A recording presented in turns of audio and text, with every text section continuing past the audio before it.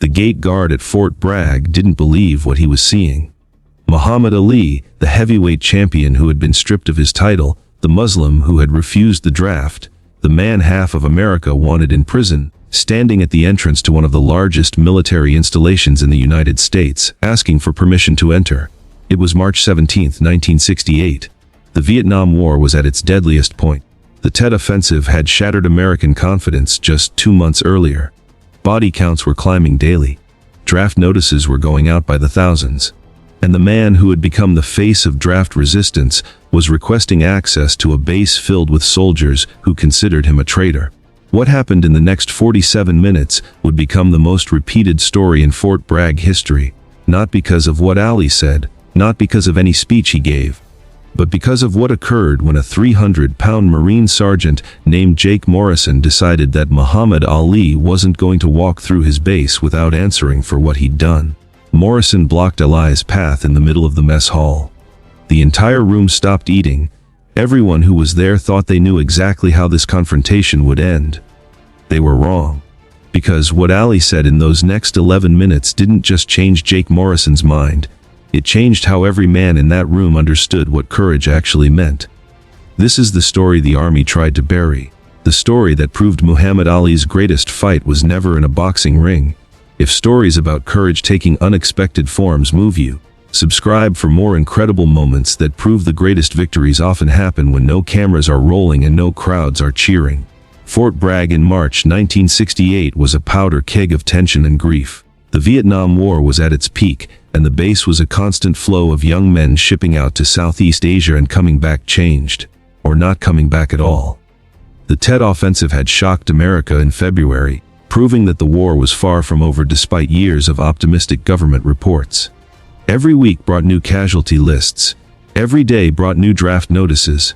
Every young man in America was forced to make a choice: serve or refuse. Muhammad Ali had made his choice, and it had cost him everything. On April 28, 1967, Ali had refused induction into the U.S. Army, citing his Muslim faith in opposition to the Vietnam War. Within hours, he was stripped of his heavyweight title and banned from boxing. He faced 5 years in prison and had become a lightning rod for America's divisions over the war. To some, Ali was a hero, a man willing to sacrifice his career for his principles. To others, he was a coward and traitor who had abandoned his country when it needed him most. Nowhere was that hatred more concentrated than in military towns like Fayetteville, North Carolina, home to Fort Bragg. When word first came that Muhammad Ali wanted to visit the base, the initial reaction from command was absolutely not. Ali wasn't welcome. The visit would cause problems, would be a distraction, would be dangerous. But Ali had a connection. A childhood friend from Louisville named Robert Hayes, who had joined the army before Ali became famous and was now stationed at Fort Bragg as a logistics officer. Hayes had written to Ali, telling him that despite everything, despite the hatred and controversy, there were soldiers on base who wanted to hear his side, who wanted to understand why he'd made the choice he made. Ali had written back with a single sentence: "Tell me when and where. I'll be there." Hayes spent 2 weeks navigating military bureaucracy. He called in favors, made promises, and convinced his commanding officer that having Ali visit would be better than letting resentment fester. Finally, reluctantly, permission was granted, with strict conditions. Ali could visit for 1 hour. He would be escorted at all times. He would speak in a controlled setting, the main mess hall during the dinner shift. No press, no cameras, no publicity. Ali agreed to everything. On March 17, 1968 at 5:47 p.m., Muhammad Ali's car pulled up to the main gate of Fort Bragg.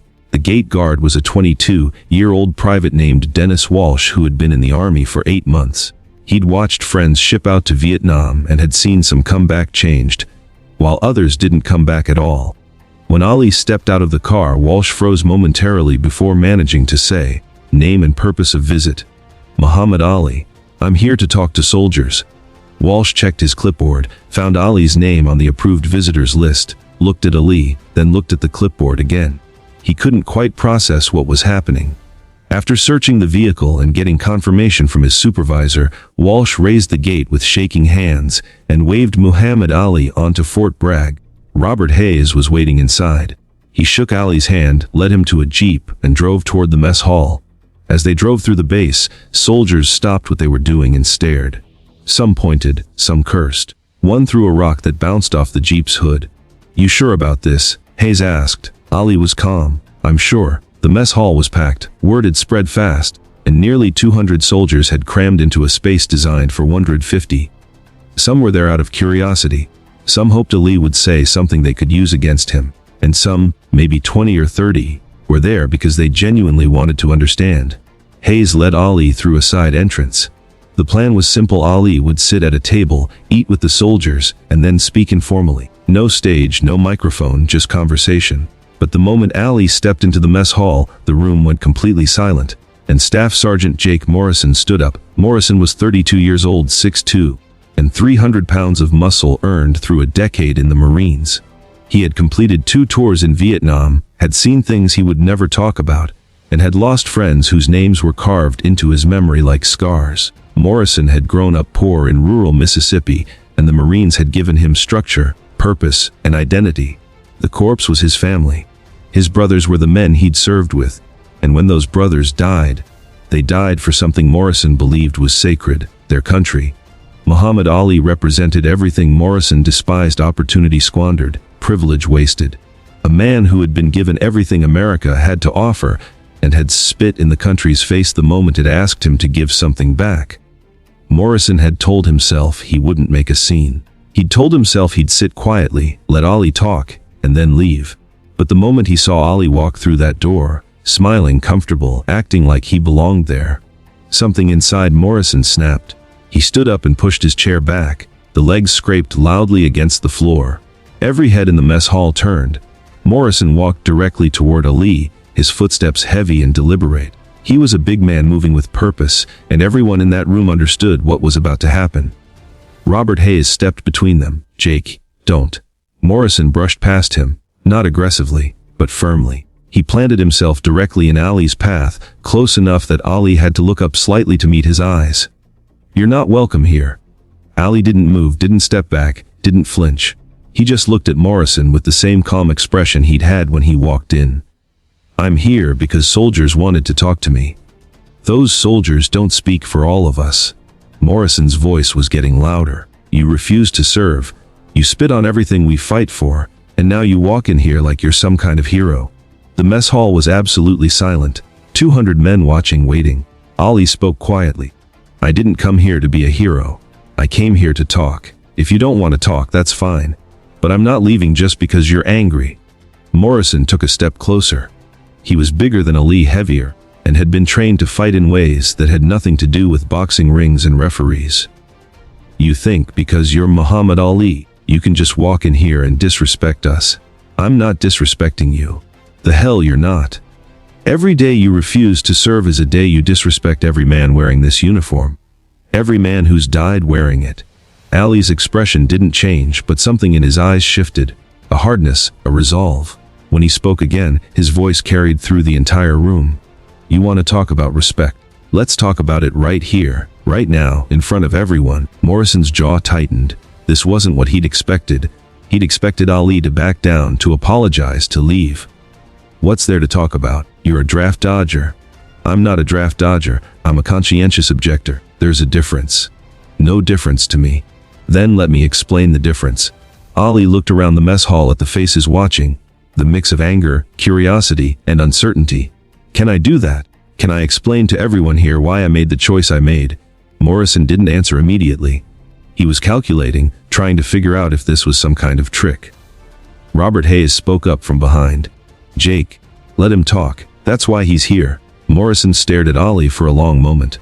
Then slowly he stepped aside, but only slightly, just enough for Ali to pass. It was a gesture that said, "You can talk, but I'm watching you." Ali nodded, walked past Morrison, and moved to the center of the mess hall where everyone could see him. He didn't climb on a table or raise his voice dramatically. He just stood there, tall, composed, completely surrounded by men who hated him. And then he started talking. "My name is Muhammad Ali. Most of you know me as Cassius Clay. I changed my name when I converted to Islam. Some of you have opinions about that. That's fine. But before we talk about religion or the draft or anything else, I want to tell you what I see when I look around this room." Ali turned slowly, making eye contact with different faces. "I see men who made a choice. You chose to serve. You chose to put on a uniform and risk your lives for your country. Some of you volunteered, some of you were drafted. But you're here. You answered the call, and I respect that. I genuinely respect that. A few soldiers shifted uncomfortably. This wasn't what they'd expected him to say. Now you're looking at me and thinking, if you respect us, why didn't you do the same thing? Why didn't you serve? And that's a fair question. You deserve an answer. Ali paused, letting the silence settle. I didn't refuse to serve because I'm afraid. I've been in a boxing ring with Sonny Liston. I've been hit by men twice my size. I've had my jaw broken and kept fighting. Fear isn't why I said no. Morrison's arms were crossed, his expression skeptical. I said no because of my faith. I'm a Muslim, and my faith teaches me that I should not kill. Not for any reason, not for any government, not for any cause except self-defense. That's convenient, someone shouted from the back. Convenient to have a religion that says you don't have to fight. Ali turned toward the voice. You think I chose Islam because it was convenient.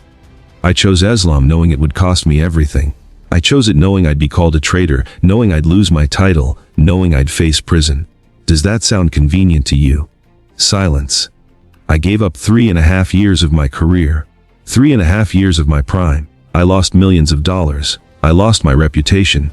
I lost my freedom to box. And I did it because some things matter more than money. Some things matter more than being popular. Some things matter more than what people think of you. Ali's voice grew stronger. You're in this room because you believe in something. You believe in your country. You believe in protecting freedom. You believe your service matters. And I'm not here to tell you you're wrong. I'm here to tell you that I believe in something too. I believe that killing is wrong. I believe that God's law is higher than man's law. And I believe that if I compromised that belief, if I did something I thought was wrong just because the government told me to do it, then I wouldn't be a man anymore. I'd be a coward. Morrison stepped forward. You're calling us cowards. No, I'm saying the opposite. Ali looked directly at Morrison. You made a choice based on what you believe. I made a choice based on what I believe. The fact that our choices are different doesn't make either one of us a coward. It makes us men who stood up for our principles even when it cost us something. It didn't cost you anything. Morrison's voice was rising. You're still free. You're still famous. You're still Muhammad Ali. Meanwhile, my friends are dying, they're coming home in boxes, and you're giving speeches about your principles. Ali didn't back down. You're right. I'm still free. I'm still famous, and your friends are dying, and that's not fair. None of this is fair. War isn't fair. But let me ask you something. He paused. If I got drafted tomorrow and I went to Vietnam and I killed someone, some Vietnamese soldier who never did anything to me, who's just following orders like you're following orders, would that bring your friends back? Morrison didn't answer. Would me killing someone I don't know, because I don't believe in a war I think is wrong, would that honor your friends' sacrifice? Or would it just be one more person dying for no good reason? The mess hall was absolutely silent now. Even the soldiers who had been ready to fight Ali were listening. Ali kept going. You think I don't care about soldiers? You think I don't care about people dying? I care. That's why I won't fight. Because I don't want to kill someone's son, someone's brother, someone's father. I don't want to be the reason some Vietnamese mother loses her child the same way I don't want to be the reason some American mother loses hers. But you're fine with other people doing it. Morrison said, you're fine with us being the ones who kill and die while you stay home safe. I'm not fine with any of it. Ali's voice cracked, real emotion breaking through. I'm not fine with this war. I'm not fine with people dying. I'm not fine with young men being sent halfway around the world to fight in a war that nobody can explain. I'm not fine with any of it. But I'm not the government. I don't make policy. All I can control is what I do. And what I do is refuse to participate in something I think is wrong. He looked around the room at faces that were still hostile but also confused, uncertain. You want to call me a coward? Fine. Call me a coward. But I stood in front of the United States government and told them no. I risked 5 years in prison. I gave up my career. I became the most hated man in America. I did all of that because I refused to compromise what I believe. And if that's cowardice, then I don't know what courage is. Morrison was quiet now, his arms still crossed, but something in his expression had changed. Ali stepped closer to him, close enough that this was now a private conversation happening in front of 200 people. You've been to Vietnam. You've seen combat. You've lost friends. And I'm not going to stand here and pretend I understand what that's like. I don't. I've never been in a war. But I know what it's like to stand up when everyone's sitting down. I know what it's like to say no when everyone's telling you to say yes. And I know what it's like to be called a traitor for following your conscience. Morrison's jaw was working, like he wanted to say something but couldn't find the words. So here's what I think, Ali said. I think we're both doing what we think is right. You're serving because you believe it's your duty. I'm refusing because I believe it's mine.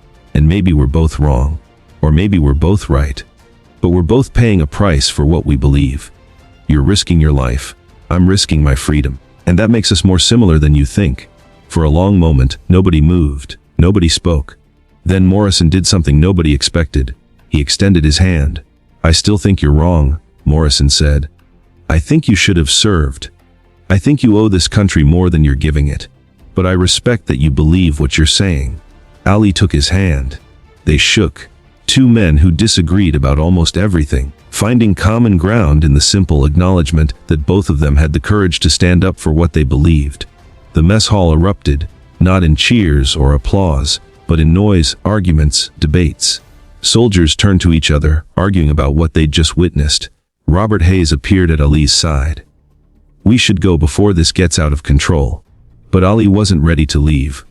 He moved through the mess hall, stopping at tables, talking to soldiers one on one. Some refused to shake his hand. Some told him exactly what they thought of him. But others listened, asked questions, challenged him. And Ali answered every single question with the same calm conviction he'd shown when facing Morrison.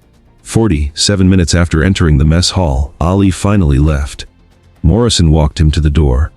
They didn't speak, but when Ali reached the exit, Morrison said one more thing.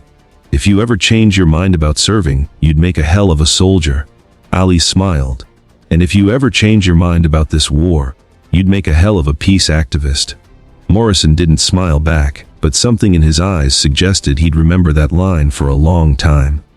The story of what happened in the Fort Bragg mess hall didn't make the news. The Army made sure of that.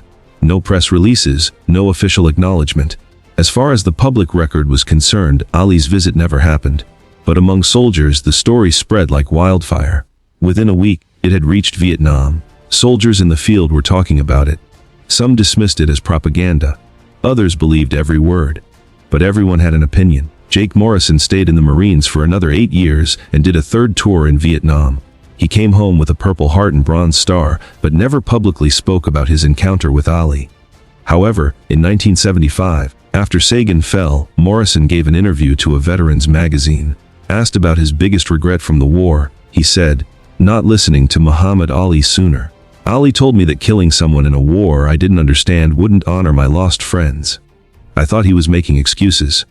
After my third tour, after watching more friends die, after realizing the war had been a mistake, I understood. He wasn't a coward. He was right. Muhammad Ali's draft conviction was overturned by the Supreme Court in 1971.